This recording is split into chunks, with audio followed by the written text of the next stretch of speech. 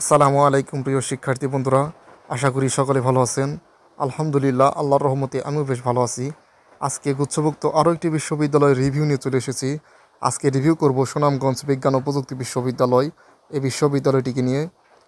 আসলে এই বিশ্ববিদ্যালয়গুলো সম্পর্কে কিন্তু জানা খুবই জরুরি, কারণ এগুলো বিশ্ববিদ্যালয়ে যদি আপনি রিভিউ না জেনে ভর্তি হন, তাহলে কিন্তু পরবর্তীতে ব্যাপক একটা সমস্যায় পড়তে পারেন বা পড়বেনই। কারণ আপনি মনে মনে কিন্তু আফসোস করবেন, কেন না জেনে আসলাম। শুধু বিশ্ববিদ্যালয়ের নাম থাকলে কি শুধু সেটা বিশ্ববিদ্যালয়, নাকি কিছু কিছু বিশ্ববিদ্যালয় আছে যেগুলো মানে নাম থাকার পর আসলে এটা আসলে একটা সি ক্যাটাগরি বিশ্ববিদ্যালয়, এটাকে কিন্তু আপনাকে জানতে হবে। আর এই বিশ্ববিদ্যালয় দেখতেই পাচ্ছেন প্রতিষ্ঠা হয়েছে 2020 সালে।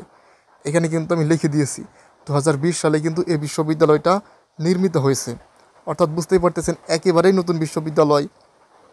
অন্যান্য পাবলিক বিশ্ববিদ্যালয়ের সামনে কিন্তু এগুলো কিন্তু বাচ্চা, মানে অনেকটা বাচ্চা আর কি।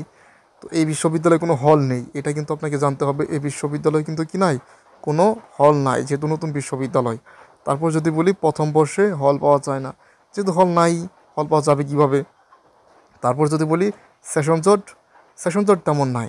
এখন বলতে পারুন যে নতুন বিশ্ববিদ্যালয়ে ধরে সেশন জট নাই, নতুন বিশ্ববিদ্যালয় বলেই সেশন জট নাই।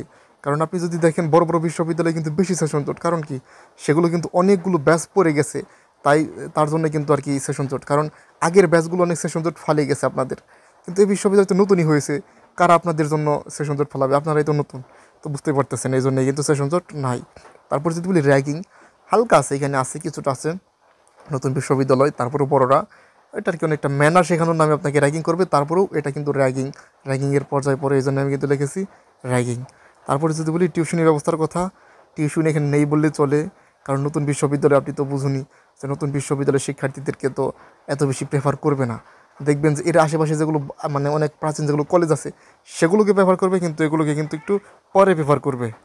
তো সেহেতু বলাই চলে যে টিউশন এখানে নেই, মানে তেমন নেই আর কি, খুঁজলে অবশ্যই পাবেন।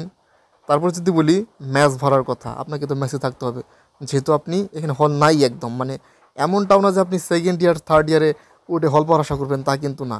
কারণ এই বিশ্ববিদ্যালয়টা আরও 5-7 বছর কিন্তু লেগেই যাবে, মানে মোটামুটিভাবে প্রতিষ্ঠা হতে গেলেও। তো 1000 থেকে 1200 টাকার মধ্যে আপনি ম্যাচ পেয়ে যাবেন আশেপাশে।